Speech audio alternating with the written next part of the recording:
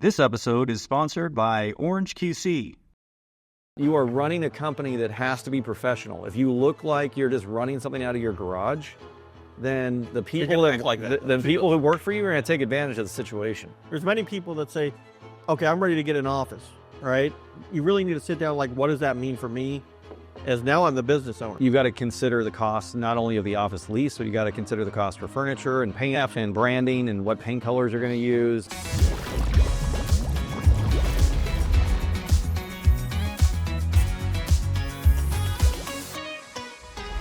Starting a cleaning business without a physical office or headquarters can feel overwhelming. Where do you store your supplies? How do you conduct interviews or meet with clients? In this episode, Greg and I will break down practical tips and strategies to help you run a successful cleaning business, even without a dedicated office space.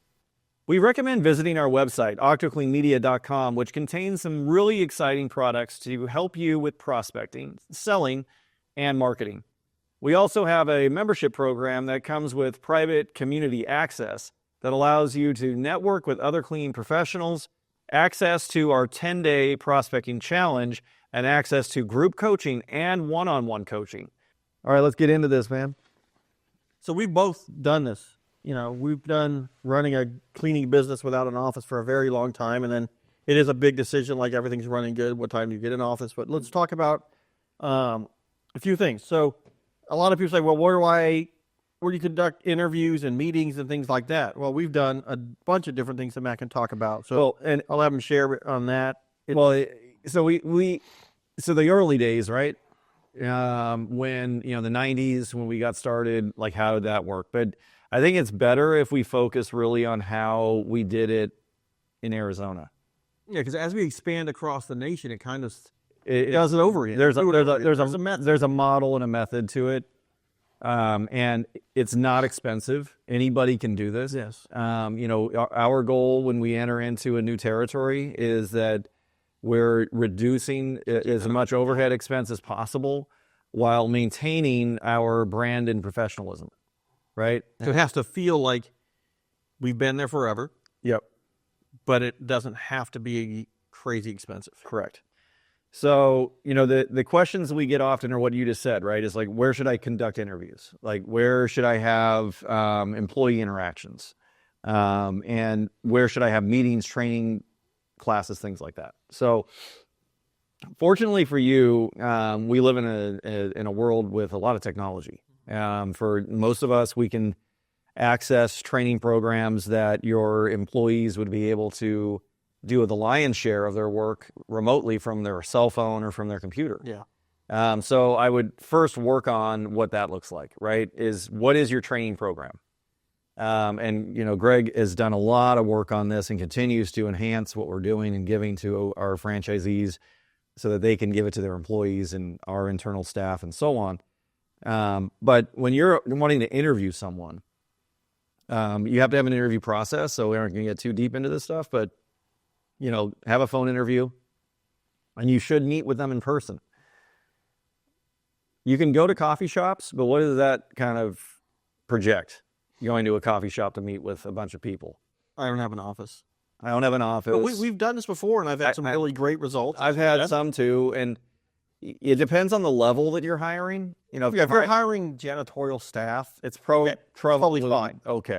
If you're hiring, sales reps and things like that, people that this is what they've done for 20 years. Like if I'm having a high-end sales rep or any sales representative, I'm probably not going to do that. No. I'm probably going to either find a Regis office, something like that, where he use their conference room and be like, okay, because they're thinking that if you can't afford a conference room, you can't afford me. Right. What am I doing here? Well, and the way they come in is the way that they leave. I mean, is kind of a good rule to live by. So if you bring them in and the interview is haphazard and you're in a janky coffee shop and and you offer them the deal or the job right there, and you start negotiating pricing and they're like, hey, can you pay me under the table and do all that? It's huge red flag. Don't do it. It's about professionalism, and it's not just Regis is a great option because you can You can do a couple things with Regis. You don't even have to have an office. You don't have to have an office. You can go to Regis, you can sign up for it, and you can go to any Regis site anywhere in the country, right? And there's one option membership for that. But you can also, let's say if you have a home office, you can choose to put for a small amount, I think it's less than $100 a month. It's not much. A placard up on their directory board so that when a potential employee comes in, or you're inviting a customer in, or a prospect, or you're doing training, they go in and they're like, hey, I'm here for Joe at ABC Cleaning. They can look up at the sign. Oh, they're in the and they're ABC Cleaning. I see that they're in this office. Great, they're over in the conference room. They'll walk that person in, right? That's what you're paying for. So it's a really great hack to use Regis or any type of co-work space. So I would definitely recommend that. As far as renting an office, it's all about where you're at in volume. Exactly. And what that's going to get from you. What is it? The convenience factor of just having an office. And it can also be credibility. And you're gonna be able to, when you've hit a certain dollar amount, that you're like, okay, I can afford to spend $1,700 a month on an office. By the time you've gotten there, you've likely gotten a Regis space. You're paying a certain amount, and you're doing a certain number of interviews. Storage unit, because you can't have all that stuff at your house, and you're like, you know what? For $300 more, I could have my own office. Exactly, and that's something that is in this next little section. Is like, what about storing equipment and product and all this stuff? When we talk about efficiency in cleaning businesses, Orange QC has been a game changer. Absolutely. The ease of tracking inspections and quality control, it's like having an extra set of eyes on every job. I love how easy it is to keep everything organized. From real-time reporting, assigning tasks, it's all in one place. And the best part, it's so intuitive. Our team loves using it, and it keeps us all on the same page. We wouldn't want to run our operations without it. Orange QC really simplifies the quality control for us. Want to streamline your cleaning businesses? Try Orange QC today and see the difference that it can make. You can so you can use a storage unit to store things. You just have to be very, very careful on where you're going for storage. Yeah, that should be the story that I share. There's not all storage units want commercial, and not all storage units are safe. Correct. Oh, well, that was a mistake. Sorry. That actually is a great story. You could just share that one today. Because it's germane to what we're talking about. But very germane. So let's say that I've got, let's just kind of put some numbers together. I've got a Regis office space. I've rented it for a small conference room 3 times in a month. Yep. And then I've got a small storage unit that has all of my stuff in it that my employees can come to, and they can pick up their items and they can restock, right? That's another dollar amount. We put those dollar amounts together, and it's $1,200. Yeah. Okay. So it's $1,200. Now you go out into the market and you're looking for an industrial office space, and you find one that has a little bit of office up front, so and that has a garage in the back for storage. And you're like, okay, this is the area I want to be in, and it's $1,900, right? So you have this idea of what that number is going to look like, and now we can say, okay, when we get to $1,900. In either that many meetings or close to it, we need to make a change, right? So it's pretty simple math, but I think what a lot of people do is they're like, I'm just going to work out of my house. I'm going to do a coffee shop. Come to my house. Because I've got $1,800, I can go out and go to Disneyland. Yeah, I can go to Disneyland. I can do this. It's so short-sighted, right? You are running a company that has to be professional. If you look like you're just running something out of your garage, then the people who work for you are going to take advantage of the situation because they don't think you're very serious. You're not a serious person. So at the start, Regis, storage unit. Now, specific things around supplies and equipment.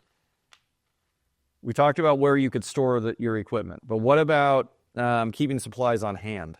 Well, you're in a building, right? So you're in a building. You can use their storage. Yep. If you need to have some sort of supply, I don't know where you're getting it from. You need to have a minimum. Don't order a bunch of stuff unless you know you're going to use it.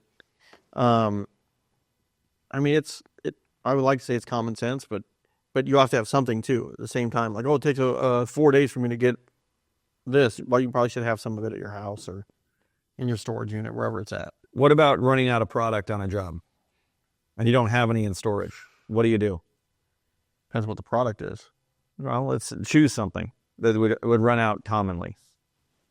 Neutral cleaner to mop floors. So what do you do? Well, I will go to Home Depot, Lowe's, Walmart, and find myself some neutral cleaner for that night. I think the important thing with that is that it is just That night. It's just that night. You know, don't get addicted to going over to Lowe's, Home Depot, and all these other places. Choose a partner that does Jansen distribution, and make sure that you're getting the right product. And if you're using stuff that's like a RTU system, you're going to know a way in advance that you're getting low, right? And you're going to be like, hey, this is 2 inches in the bottom. I need to get another bottle, and that concentration will last. It's when you start to get employees and like, oh yeah, I meant to tell you, but now I'm out. Oh, I love it. Like, that's my favorite. Out now? Like, yeah, I'm out now.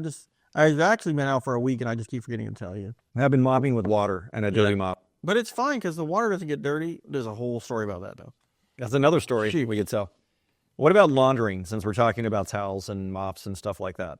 So about microfiber, as you know, we use microfiber. We don't use shop towels. We don't use those, they call them bar towels, which is the cotton towels. Terry towels, yeah. Yeah, terry towels, you can call them that too.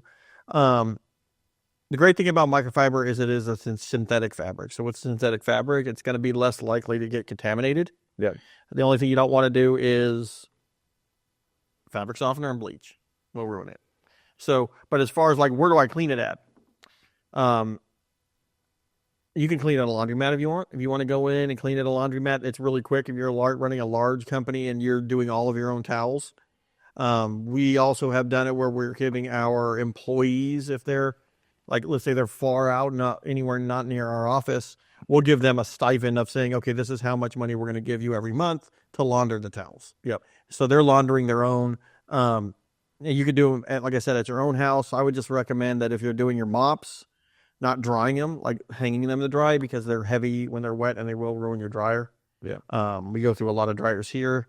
But, as far as delivering, it depends on the size of your business. Here, we have someone that's part of their job.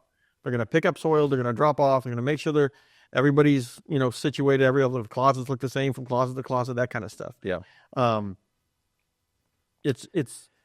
I know this is probably not one of our exciting topics, but it is the operational stuff that makes you not look like a hack. Yeah. And it's our job as business leaders in our industry is to protect the brand, right? Is to protect is to create a persona of your company and sell it so people want to buy it, and then protect it. And so if you're not doing these little things, like you're not thinking like, because some people may be listening or watching this right now and they're like, I don't want to spend the money at Regis. I'll just go to Starbucks. Yeah.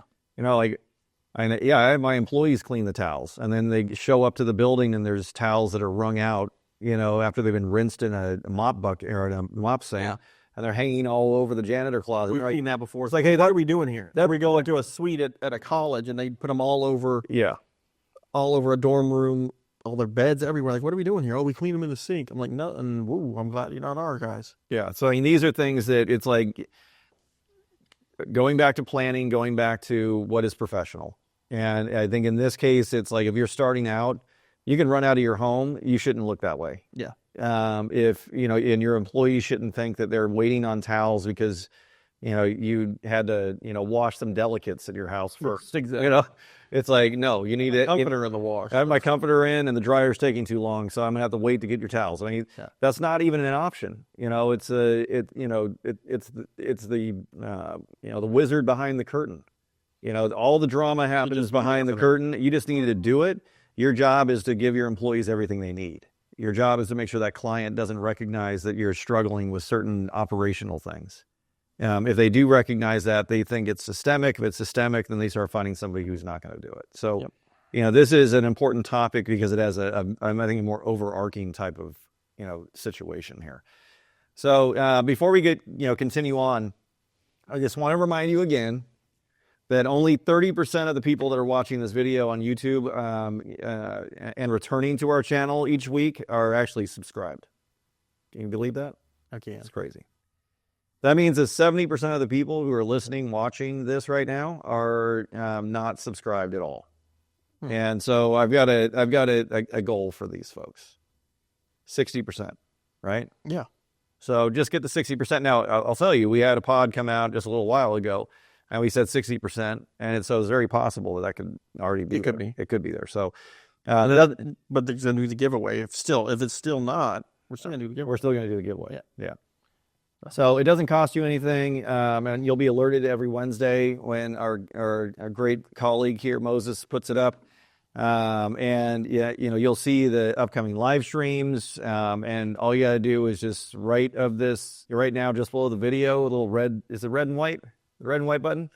Yeah, it says subscribe. It says subscribe. Might be white and black. White and black, whatever. But just hit the button right now. Just hit it. Okay. You did it? Okay, good. All right. So we've already kind of talked about like when is the right time to move to an office, so we're not going to really dive into that too much, but this goes into our new segment. I think the only other thing that did touch, I want one more question. Yeah, right? Let's go. So there's many people that say, okay, I'm ready to get an office, right? You really need to sit down, like, what does that mean for me? As now I'm the business owner, right? Am I going to go to the office? You got to look at that too. Like, well, I sit at my house all day, but I think we're ready to get an office. Okay. Then you need to start, I'm going to commit, and this office is costing me, let's say, $1,900 a month. I'm going to be there X amount of days, X amount of hours, and while I'm there, I'm doing this, right? That's going to need to pay for, pretty soon that office is not only going to pay for itself, it's going to triple what you were making. Yeah. Because now your commitment changes. If you're not committed to actually making any change in your behavior now, right, dude, just keep it at your house. Well, if you want to have a lifestyle business where it's like, oh, well, it pays the bills. Yeah. And I would also say that you've got to consider the cost not only of the office lease, but you got to consider the cost for furniture and paint and branding and what paint colors you're going to use, and are you going to put a logo on the wall? And the answer should be that you're doing all those things. Yeah. Right. Are you going to have water stocked in a mini fridge so that when people come in, you can offer it to them? I mean, there's so many little hospitality level things too that you have to consider, that it is your home away from home, but it's now your business home instead of it being your home office. So that was really good. I'm glad you grabbed that. All right. So I got a story, and we're going to. Are you going to do the stories, Oh, yes. I'm going to do All right. Let's do it. Let's do the story. I can do the whole thing, how it all happened. Yes. Okay. Let's go. So early on, we're in Arizona, and Matt and I are flying back and forth. And, of course, how can I save money, right? So we had this brilliant idea that we should get a storage unit that's available 24/7. You can go anytime you want, and it needs to be near the airport. Of course, we didn't feel this out like what area is it's this a really thing? bad area near the airport, right? Yeah. So we didn't realize this for a while, and had an employee, and I come out. I'm actually this time I brought my son. It was the summertime, and he's like, "Dad, can I come with you?" And I'm like, so he's a little guy. He's like 12, 13, and I had an employee call me saying, "Hey, I need your help. I have another employee that we're having an altercation with. Can you come down?" Well, I was right down the street, and my son's in the car. Yeah. And so it was around 10:30, 11 o'clock at night, and I walk in, and sure enough, these dudes are going at each other, not physical, but, verbal. And so I was like, to step in, and the one employee just literally disappeared. Like, he walked outside, and dude did not know. I don't know where he went. Yeah, he just left. Never seen before, never seen again. And so then I had my truck, 2 vans, but we only had 2 drivers. And I'm like, well, how are we going to get this back? So we had to call a sales rep. And I had never been to the storage unit. I've heard about it. I'd never been there. I've never been there at night. And so now it's around 1 a.m. when the person shows up that's going to help me drive this van that we need to put away in the storage unit into the storage unit. We drive down there, and they're in the van. I'm in my truck following them in. I get there first, and I pull in. I look in the rearview camera, and it's like a horde of homeless people. Yes. Behind me. Yeah. Like 5 of them parked so I can move the truck. Yeah, they blocked you in. Block me in. Yeah. And so I'm looking at this, and I'm like, it's a really bad neighborhood. Like, it's super dark. It's really rough.